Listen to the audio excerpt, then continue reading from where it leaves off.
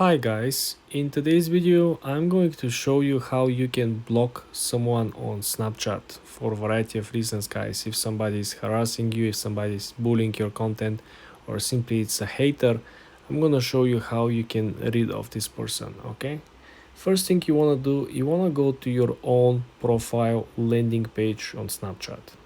Then you're gonna scroll down and you're gonna find the list of your friends. You're gonna find them and you're gonna click on the person that you want to block.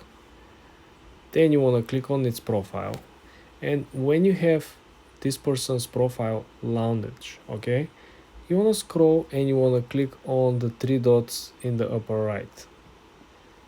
Then you want to choose the second option, which is manage friendship.